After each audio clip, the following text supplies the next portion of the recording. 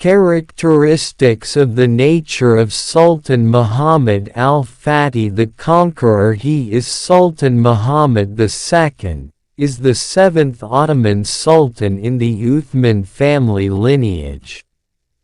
Muhammad II had the titles of Al-Fatih and Abu Al-Akhirat. Having a strong personality, combining strength and justice, made him a very popular historical legend of Muslims after successfully conquering the city of Constantinople into the hands of Muslims in 1453 m. The figure of Sultan Muhammad II was an Ottoman Khilafah, ruled for almost 30 years, which was colored with glory and goodness for the Muslims. He has the mandate to become the Ottoman Sultan after replacing his father Muhammad I, who died on 16 Muharram 855 H, coinciding with February 18, 1451 AD. At that time Muhammad II was still 22 years old. Since childhood, he has an advantage in absorbing and capturing knowledge. He has extensive knowledge, especially in the field of languages, and has a strong inclination towards history books. This is what makes him the figure of a leader of Muslim troops who have expertise in management affairs, state administration, mastery of the field and war strategists. His moral excellence towards Islamic Sharia makes him wise, brave, giving, and willing to sacrifice, in order to defend creed and Sharia. All of this is done with the expectation of a reward from Allah. Courage and courage. Sultan Al-Fatih plunged himself into the battlefield and fought against the enemy with his own sword. In the wars in the Balkans, the Ottoman army faced off against the Bughanda soldiers hiding behind dense trees. The Ottomans, who saw the muzzle of the cannon pointed from the trees, immediately fell down because of the restrained position of the surprising attack. Then the Sultan shouted loudly, "O Mujahideen troops, be you soldiers of Allah, and let there be in your chest the burning spirit of Islam." Then he took hold of the shield and drew his sword, and immediately spurred his horse towards the very front without looking at anything. This action gave rise to a burning spirit of jihad. Then all the troops moved with a roar of takbir following the supreme commander. The Ottoman troops managed to destroy the Bughanda troops and won the war. Sincerity. In fact, in the many attitudes enshrined in the history of Sultan Al-Fatih, the virtues of his sincerity, depth of faith, and straight faith are evident. In a verse he said, "My intention, obey Allah's commandment, and you must strive in His way." Al-Ma'idah 35. Wa Hamasi, my spirit, is to put forth all efforts to serve my religion, the religion of Allah. Azmi, my resolve, I will bring the disbelievers to their knees with my armies, thanks to Allah's gentleness. Jihad, my jihad, it is with body and soul and property. Then what is the meaning of the world after obedience to Allah's commands? Wa Tafkiri, center of my mind, focused on the victory that comes from the grace of Allah.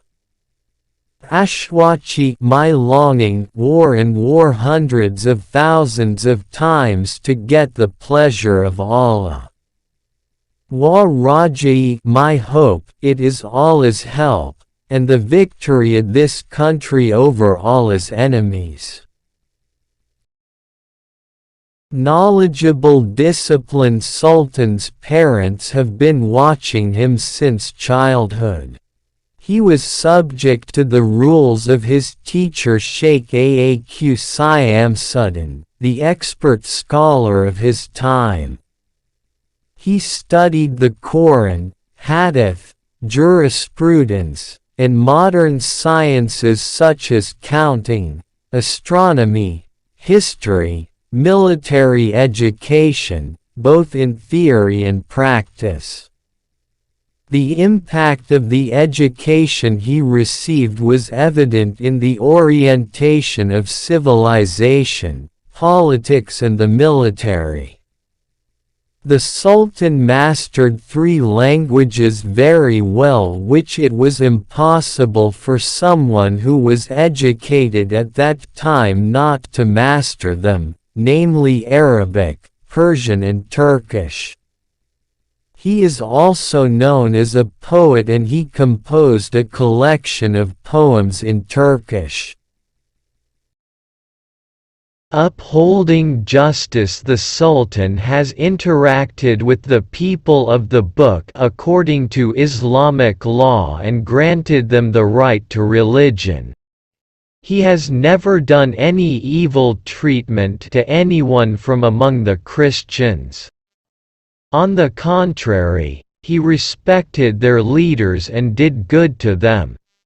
For him justice is the foundation of power. Intelligent Sultan Al-Fatih's intelligence was evident from the brilliant idea to move the ship from the base to the Golden Horn region. By pulling the ship to the mainland by being launched on wood that has been given oil and grease. This was done to avoid the sight of the Geneva troops in Galata. While the distance between the 2 ports was 3 miles. The terrain he passed was not lowlands but hills. With his tactics he gave directions for leveling the ground, then preparing wooden planks arranged with a layer of oil. Then the ship was pulled and passed through the hills. This work was a brilliant idea at the time. What is amazing is the speed of thought and speed of action. One thing that shows his intelligence. Strong will and persistence. When the Sultan sent envoys to Constantinople to surrender his territory with the guarantee that there would be no interference, the King of Constantinople then refused and would defend his territory. Then Al-Fatih answered, "Okay, in the near future there will be a throne for me in Constantinople, or I will be buried with the rubble." An attitude that is also seen when the Byzantine army burned a mobile fort made of wood.